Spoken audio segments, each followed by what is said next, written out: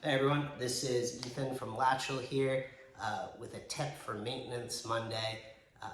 I get questions all the time about how to set up maintenance KPIs. A big one that comes up is budgeting for maintenance. I'm going to talk about that one in a different video. We're just going to talk today about how to set up KPIs for the actual maintenance coordination process. And there's really two important KPIs that I always bring up. The first is the resident review. Every company at the end of a request should reach out to the resident to see how the experience was. And this is a very important KPI because it kind of indicates, is that resident going to retain? Do they actually feel like you're doing a good job? Are you going to get a positive review on your online profiles?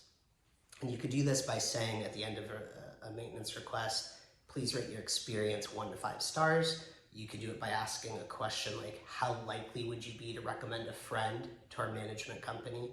Scale of 1 to 10, that's called an NPS score. So you could do it in a lot of different ways. Some softwares will call this a CSAT or a customer satisfaction score. But go ahead, collect that review, and you want as many 5 stars as possible. So that's the first KPI. Now you can work backwards from there and think about what are all the inputs to actually getting that 5 stars. And you could track secondary metrics. These wouldn't be your KPIs, but they'd be other performance indicators, secondary ones. The best ones for secondary would be looking at responsiveness, right? So how fast did we actually pick up the phone or answer that request when the tenant first put it in? If they had to wait 45 minutes or half an hour to even get a hold of you to put in the request, chances are you're not going to get 5 stars. So you could track these other secondary metrics.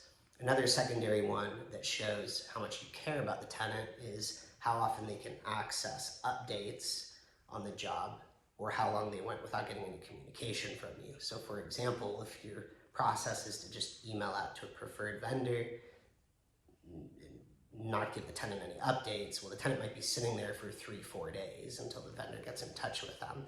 Obviously not a good experience. That'll feed into less 5-star reviews. So that's one of the important ones. Second one that's we tell everyone to track is the percent of time you meet your SLA for maintenance coordination. An SLA is a service level agreement. And so you're gonna have 3 types of maintenance requests. Your high severity, like an emergency work, your medium, which maybe it's urgent, but it's not quite an emergency, and then like your low priority, or like the normal requests that don't have to be done very fast. Each of these, you should have a service level agreement to the tenant and to the property owner if you're doing third-party management. So for example, for a property damaging emergency, you probably want that done within 2 to 4 hours, right? Otherwise you might end up with property damage, and now that property owner, or if you're an owner operator, you're putting out tons of money to mitigate all the damage. There are going to be other emergencies that aren't property damaging, but are major habitability issues. You probably want an SLA of 24 hours. And then what you do is your KPI is what percent of time did we actually meet our SLA? So for Latchel, our KPI when it comes to hitting these SLAs, it differs depending on the SLA we're talking about, but it's generally going to be 95% to 99%. You can even break these things down into percentiles, like we would say 99th percentile for meeting an SLA or 95th percentile, which means 95% of the time, you're going to hit that SLA or it's going to be better. Or 99% of the time, you'll get it done within that SLA or even faster. So those are the 2 KPIs, resident reviews and the percent of time you meet your SLAs that you're promising to your residents and your owners. Hope this was helpful. Go ahead and comment in the box. We're going to hop in here and we'll kind of provide any additional color we can on other KPIs you can add.